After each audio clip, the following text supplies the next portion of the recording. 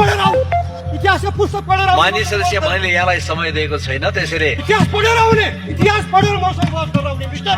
मदन भण्डारीको हत्या कसले गर्यो? त्यो हत्या पत्ता लगाउँछु भन्ने मान्छे अहिले यो देशको प्रधानमन्त्री हुन्छ। मदन भण्डारीको हत्या पत्ता लगाउन कसले रोक्यो? त्यसको जवाफ म एकजना व्यक्ति हुँ। तपाईको यो उत्तम गणतन्त्रको बेला ललितपुरमा चामल बाँड्दा बाँड्दै 9 दिन सिडिओ कार्यालयमा थुनाइ पाएको व्यक्ति हुँ। र आज पनि अहिले पनि भर्खरै रापरवाका विद्यार्थी युवा नेता निराजन बमलाई तपाईहरूले चितवनबाट अरेस्ट गरिराख्नु भएको छ। यो तपाईहरूको लोकतन्त्र हो। लमजुङका शिक्षक मुक्तिनाथ अधिकारीका हत्याराहरू आज यही संसदमा सांसद भएर हिँडिरहेका छन्। यसको जवाब चाहिन्छ कि चाहिँदैन? यो हो व्यवस्था।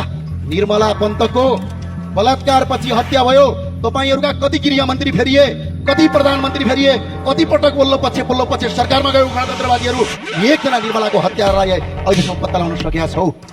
र अर्को कुरा सम्झाइदिन चाहन्छु, बाँदरमुडे घटना याद छ? निहत्या नागरिकलाई बम हानेर मारे हो कि होइन? खुल्ला मञ्चमा उभिएर 5000 मान्छे मैले मारेको हुँ भन्ने व्यक्ति यो देशको प्रधानमन्त्री बन्न पाउने व्यवस्था हो।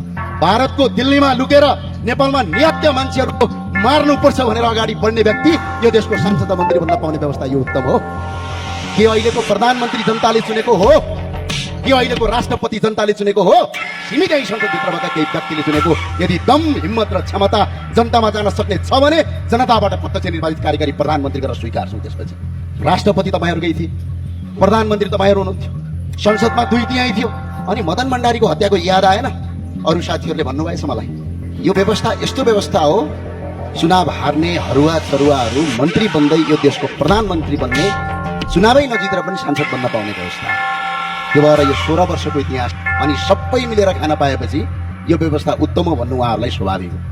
र अर्को कुरा, आज नेताका छोराछोरी जो यहाँ भाषण गरिरहेछन्, यी नेताका छोराछोरी र केही कर्मचारी र उच्च पदस्थका छोराछोरी युरोप अमेरिका पढ्ने तर गरिब दुखी जनताका छोराछोरी आज दुबई र खाडीमा गएर बेल्चा हान्नुपर्ने।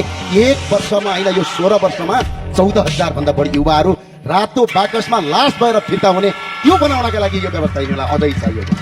अहिले पनि यो देशमा अहिले कर्मचारी, नेता र यिनीहरूको सांसद, यहाँका मुख्यमन्त्री, मन्त्री पाल्दा पाल्दै साना राजा, छोटा राजा, महाराजाहरू पाल्दा पाल्दै यो देशमा 1 वर्षमा 15 खर्ब रुपैयाँ खर्च हुन्छ।